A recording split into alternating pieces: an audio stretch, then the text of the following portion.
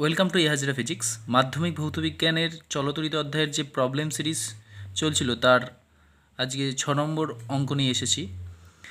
তো এটা একটু নতুন ধরনের অঙ্ক। বলেছে 6 ওহম রোধের ধাতব তারকে টানা হলো যাতে এর দৈর্ঘ্য প্রাথমিক দৈর্ঘ্যের দ্বিগুণ হয়ে যায়। মানে একটা তারকে টেনে তার দৈর্ঘ্যটা দ্বিগুণ করে দেওয়া হলো, অন্তিম রোধ বার করতে বলেছে।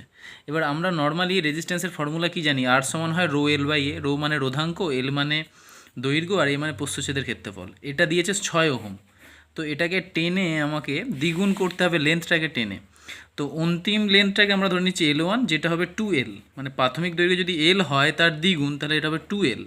আর প্রস্থচ্ছেদের ক্ষেত্রফল অন্তিমটা আমরা ধরে নিচ্ছি A1, প্রাথমিক ছিল হচ্ছে A। এবার দেখো তারটা যখন ছিল L দৈর্ঘ্যের, এতটা L দৈর্ঘ্যের ছিল, এবার একে যদি টেনে আমি 2L দৈর্ঘ্যও করি তাহলে জিনিসটা কী হবে, আয়তন কিন্তু সেম থাকবে। তারটা লম্বা হলো, এর ফলে এর প্রস্থচ্ছেদের ক্ষেত্রফলটা কমে গেল, কিন্তু এর ভলিউমটা কিন্তু সেম থাকবে। এবার এর ভলিউমের ফর্মুলা কি, আয়তনের ফর্মুলা হচ্ছে প্রস্থচ্ছেদের ক্ষেত্রফল ইন্টু লেন্থ। তাহলে প্রথমটার ক্ষেত্রে হবে AL, প্রথমের আয়তন, আর পরের আয়তন হবে A1 L1।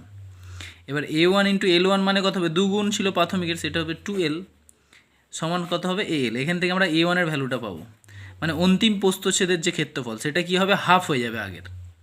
তাহলে তারটার অন্তিম রোধ বার করতে বলেছে, তারটার অন্তিম রোধ কত হবে, R1 সমান হবে রো L1 বাই E1। এবার রোটা কেন সেম হলো, কারণ তারটা তো সেমই আছে, মেটেরিয়াল সেম আছে।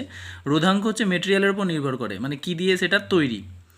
তাহলে rho L1 by A1, rho বসে গেল, L1 মানে হবে 2L, আর A1 এই বার করলাম A/2। তাহলে এটা করলে হবে R1 সমান 4 রো L বাই A। এবার রো L বাই A মানেই তো R, তাহলে R1 সমান হবে 4R। এবার R মানে কত দেওয়া ছিল এখানে, 6 ওহম। তাহলে 4 × 6 সমান 24 ওহম। 24 ohm answer.